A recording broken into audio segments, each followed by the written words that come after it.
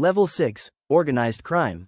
You're 44, deep inside an organized structure, not the boss, but close enough that your name shows up on org charts long before any agent knocks on your door.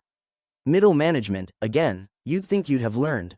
Agent Frank Delroy has spent 3 years building a case to dismantle the whole structure, leadership, enforcement, finances, because arresting one guy just gets him promoted internally, like a horrible corporate ladder. Confidential informants at 3 levels of the organization. Financial forensics tracing money through legitimate-looking shell businesses. A wiretap renewed 4 separate times, each renewal needing fresh paperwork. The organization's HR department, ironically, is more disciplined about documentation than most actual companies. You don't take down an organization by arresting people one at a time, Delroy tells a new analyst. You take it down by understanding it completely, then removing every piece on the same day so nothing has time to reorganize around the gap. That day arrives on a Thursday morning. 14 simultaneous arrests, 3 years of patient work compressed into 6 hours across 2 states.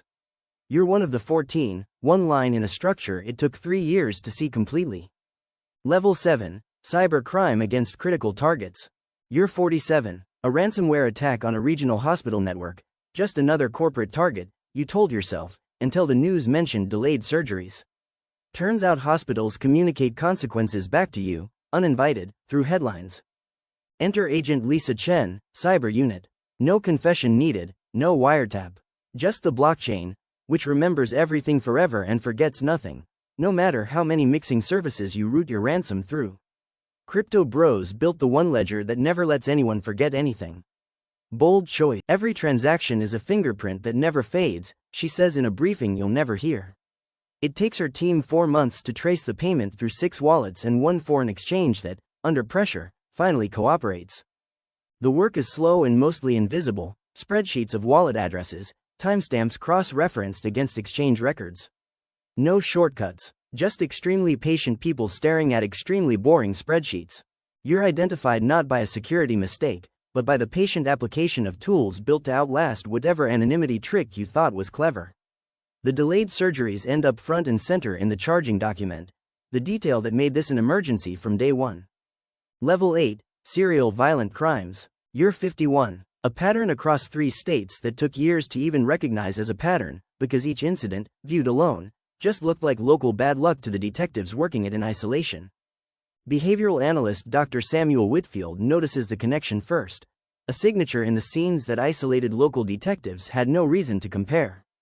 His report circulates quietly, then urgently, once a 4th incident confirms it.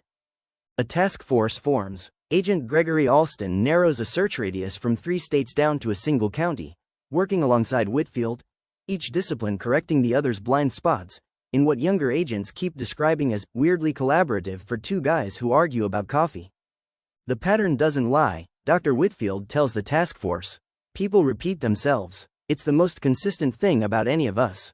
Evidence gets reprocessed with newer lab techniques that didn't exist when the first incident happened. Technology finally catching up to a case that had been waiting years. A DNA match connects you to all 4 scenes. The arrest itself, 2 agents, a quiet knock, takes less than 30 seconds, almost anticlimactic after years of patient cross-referencing that came before it. Level 9, International Criminal Organization. You're 55, an operation across 3 countries. Financial networks crossing borders faster than any one agency's jurisdiction. This needs more than domestic paperwork. It needs actual diplomacy, which moves at the speed of the world's slowest signature. Legal attaché Robert Castellanos, stationed at a U.S. embassy overseas, becomes the connective tissue between 3 legal systems. He spends over a year negotiating formal requests, each one needing translation, legal review, and multiple governments' approval before a single document crosses a border. International cases move at the speed of the slowest government's paperwork, he tells a colleague across 3 time zones, recalling a case that once stalled 8 months waiting on one official's signature, because the man was simply on an extended leave nobody thought to ask about. Since then, he builds redundant contacts and backup channels for every relationship, because the paperwork will always be slow, but at least now nobody's holiday plans can stall an entire case. The final operation is timed to the hour across 3 countries, agents standing by on encrypted calls through the early morning, waiting for a synchronized signal despite a 9-hour time difference. You're extradited months later, the legal process alone outlasting the crime itself. Level 10, Terrorism. Year 59, a plot disrupted before completion. This is no longer one agent, or one task force. A joint terrorism task force activates within hours, pulling in people from agencies that don't normally share a group chat, let alone information this fast. Agent Elena Marchetti coordinates signals intelligence, financial intelligence, and human intelligence sources cultivated over years for exactly this moment. Briefings happening hourly instead of weekly. Decisions made far above any single office. Everything that would normally take weeks of approval happens in minutes here, she tells her team, because the cost of being slow is measured differently in this kind of work. Nearly everything from the previous 9 levels runs in parallel now: financial forensics, digital tracing, behavioral analysis, international cooperation, all converging on you at once instead of building gradually over months. You're apprehended within days. 10 levels, 10 sizes of the same basic machine. Rachel's 15-minute cross-reference and Alina's hour-by-hour task force aren't different systems, they're the same patient structure, scaled to match whatever it's asked to find.